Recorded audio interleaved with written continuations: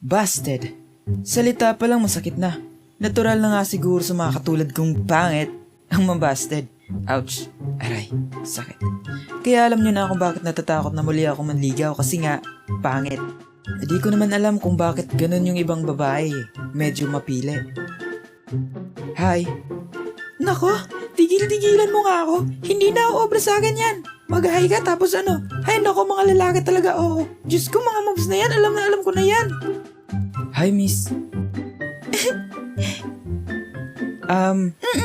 Sinasagot na kita. Oo, tayo na. O bakit ngayon ka lang? So, ano tawagan natin? Babe? Hon? Mas maganda kung miyat, di? Maganda yan, di ba?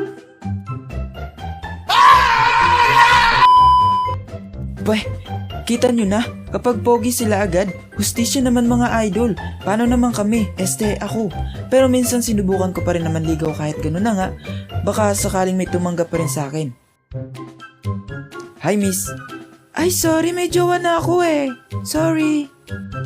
Magtatanong lang naman yung tao. Hi, miss. Nako, break na tayo. Ayoko na. Ha? Total, dun din naman yung punto neto eh. Kaya ano bang hinihintay natin? Mag-break na tayo. So ano, magtatanong ka ng pangalan ko, tapos hihingin mo number ko, pati FB name ko, tapos chat tayo ng chat, tapos ako naman na tanga-tanga, mafo-fall sa'yo, tapos magiging tayo kalaunan. Ang sweet-sweet natin, tapos malalaman ko na lang na may iba ka na pala. Hayop ka, ang kapal ng mukha nyo, magsama kaya ng babae mo. Diyos ko Lord, kunin nyo na lang ako.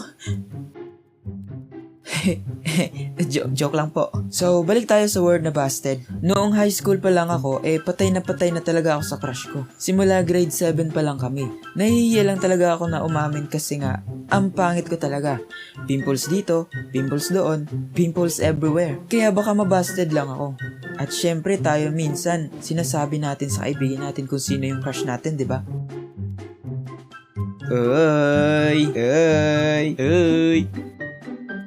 Jane, pwede mahiram science notebook mo? Di ko kasi natapos yung pinapakopya ni ma'am kanina. Sige, isauli mo na lang to bukas ha. The next day. Uy! Ano ba guys? Para kayong tanga. At dahil alam na ng buong classmate ko, pati na rin siya. Guys, anong gagawin ko? Jane, may gusto sana akong sabihin. Oo, alam ko na. Pero, study first muna kasi ako eh. Oo, alam ko na. Pero, study first muna kasi ako eh. Pero magkaibigan pa rin tayo. Sige, mauna na ako. Nandito na kasi sundo ko eh. Sige, bye.